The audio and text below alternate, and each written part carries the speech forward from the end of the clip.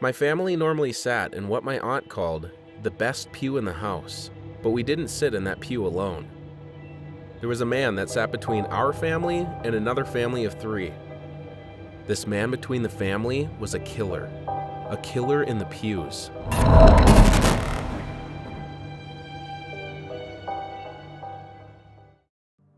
I was 10 years old when this account happened, in the fall of grade 5. My mother, sister, and I were visiting my aunt and uncle and their 2 sons in Kansas while on break from school. My family is from Jeongju, South Korea, but my father is African American, so we grew up with both cultures and speak English fluently, so it wasn't hard traveling and interacting with others. My aunt is a devoted Christian, and she really loved bringing us to church with her and her family friend Sandra. Now, I'm not against going to church, but I don't believe in a set God. I do, however, believe in a higher power and spend a good portion of my time at a Buddhist temple, where my maternal grandfather is one of the head monks and tomb keeper.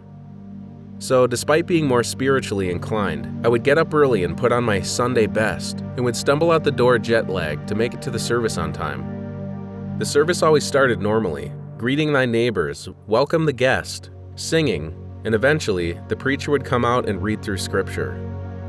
There were times that prayers for those in the community would happen, or people would come forward to be saved in the form of baptism.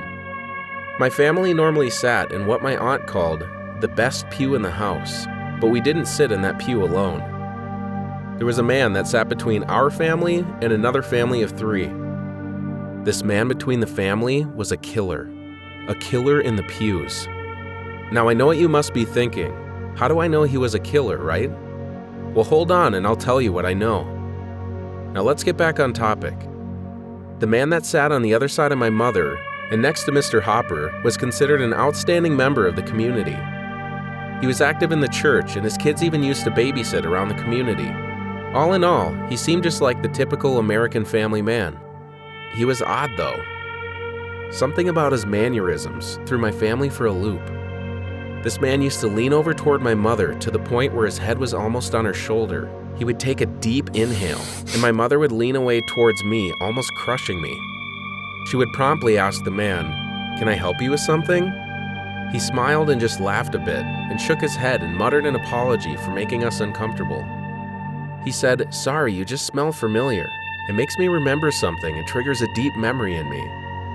My mom just laughed it off rather uncomfortably and stated it's Sea Island cotton from Bath & Body Works. This has been my mom's favorite scent ever since I can remember. It's her signature. And if you've ever smelled it, you would know just how fresh and clean the perfume is.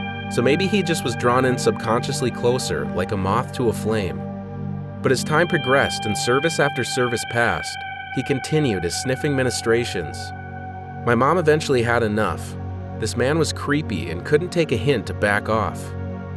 We jumped ship and moved pews the next service, to an area more towards the back. That should have been the end of it, but it wasn't.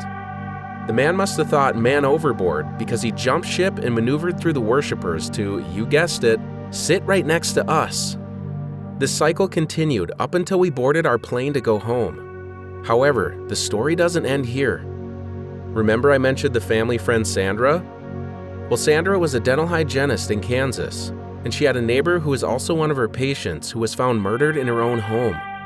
I will not be disclosing her name out of respect for her family and friends, but this woman, may she rest in peace, was found bound with rope in a plastic bag over her head. It was apparent she had been tortured brutally before she passed. Not long after the discovery, another body was discovered in yet again their own home. Mocking letters started being sent to the local PD station. If you haven't figured it out yet, this was the work of the serial killer BTK, which stands for Bind, Torture, Kill. He was back after years of silence. Initially, the police thought maybe it was a copycat killer, since BTK had been quiet for so long. They assumed he died or moved away, among other possibilities. The killings continued for a bit longer, and from what I can remember, my aunt and uncle were on edge. Their whole community was. BTK was eventually caught, and I can't tell you all the details regarding that since I was back home in Korea. But I can tell you we received a terrifying phone call not long after. My aunt and Sandra called to inform us it was over. BTK was caught. Great news, right? We should have slept easy, knowing our friends and family were safe. They are no longer prey. BTK wasn't just a serial killer. He was the man from the pews, the one that sniffed my mother consistently. He was Dennis Rader. The thing that scares me the most? My mom could have been on his list. She could have been a victim, all because we sat in the pews and greeted our neighbor with brotherly love. BTK, do me a favor and let's not meet again.